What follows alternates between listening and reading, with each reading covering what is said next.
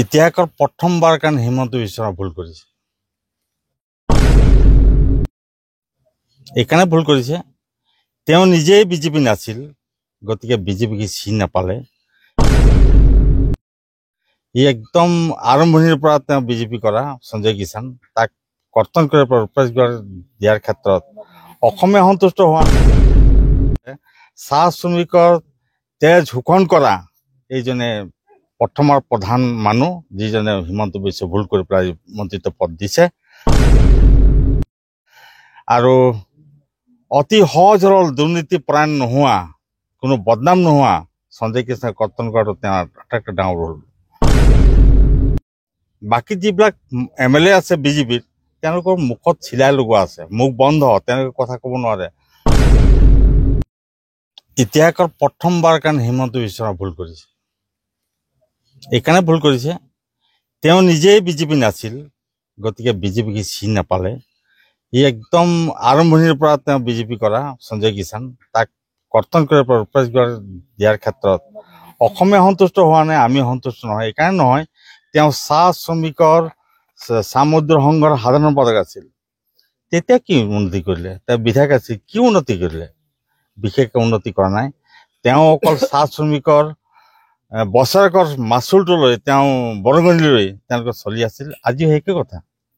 এক প্ৰকাৰ ক'বলৈ গ'লে চাহ শ্ৰমিকৰ তেজ শোষণ কৰা এইজনে প্ৰথমৰ প্ৰধান মানুহ, যিজনে হিমন্ত বিশ্ব ভুল কৰি পেলাই মন্ত্ৰিত্ব পদ দিছে।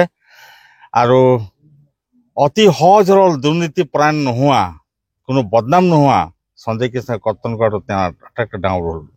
গতিকে আৰু বাকী যিবিলাক MLA আছে বিজেপিৰ, তেওঁলোকৰ মুখত চিলাই লগোৱা আছে, মুখ বন্ধ, তেওঁলোকে কথা ক'ব নোৱাৰে। এটা 5 বাৰৰ বিধায়ক ৰূপজ্যোতি কুৰ্মী, তেওঁক মন্ত্ৰিত্ব পদ দিব নোৱাৰিলে। জানে হিমন্তই যে ই অলপমান 5 বাৰ সি বিধায়ক হৈছে, গতিকে তেওঁ কিছু কথা জানে, বিধানসভাত কথা ক'ব, সেইকাৰণে তাক কৰ্তন কৰি দিয়া হ'ল।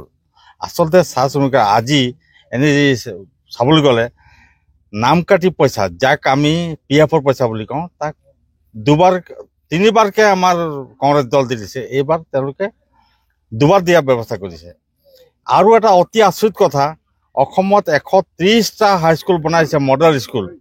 সেই মডেল স্কুল হিমন্তক মই সুধিব বিচাৰিছোঁ, কি কাৰণত চাহ শ্ৰমিকক যদি ইমান ভাল পাইছিল, তেন্তে কি কাৰণত তেওঁলোকে তাৰ এগেইনষ্টত স্কুলৰ এগেইনষ্টত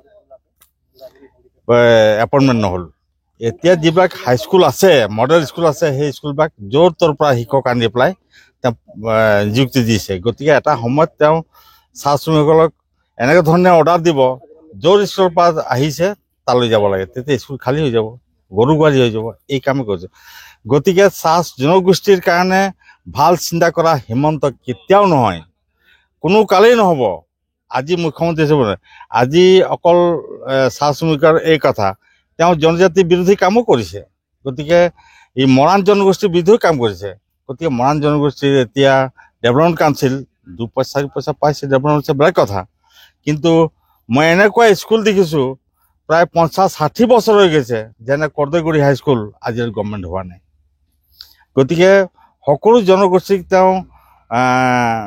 তেওঁৰ ভাল কৰা বা উন্নয়ন কৰা, সেইটো তেওঁ হিন্দী ভাষীসকলক তেওঁ ভাল পায়। কিন্তু হিন্দু ভাষীসকলক ভাল মন্ত্ৰিত্ব দিয়ে, আৰু ভাল তেওঁলোকৰ চিণ্ডিকেট থকা মানুহবিলাকক তেওঁ হিন্দী ভাষীবিলাকক তেওঁ মন্ত্ৰী দিয়ে। গতিকে এই যে বেয়া দিন আহিলে এইবিলাক চিন্তা চৰ্চা কৰে।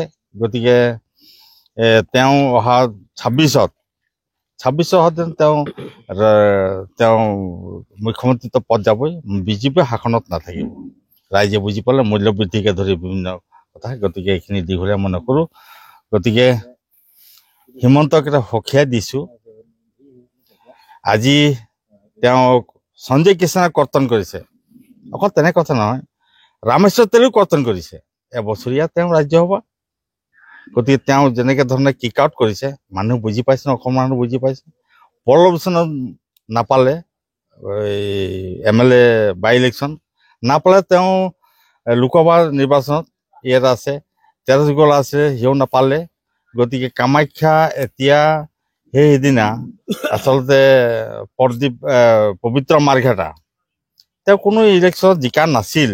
ৰাজ্যপালে গৈ পেলাই তেওঁ ভাল মন্ত্ৰিত্ব পদ পালে, কিন্তু কামাখ্যা তাত দুবাৰকে লোকসভাত নিৰ্বাচন হোৱা মানুহজনক দিয়া নহ'ল। লোকসভাত বঞ্চিত কৰা হ'ল, ৰাজ্যসভাতো বঞ্চিত কৰিছে। গতিকে এইটো এটা টোপ ৰামেশ্বৰ তেলীক দিয়াতে। গতিকে এই যে চাহ জনগোষ্ঠীসকলক তেওঁ এটা সময়ত কৈছিলে সবকা সাথ সবকা বিকাশ, সেইটো হোৱা নাই। চাহ শ্ৰমিকক তেওঁ 351 টকা হাজিৰা দিম বুলি কৈছে। কৰি দেখাওক হিমন্ত বিশ্বৰ হিম্মত যদি আছে।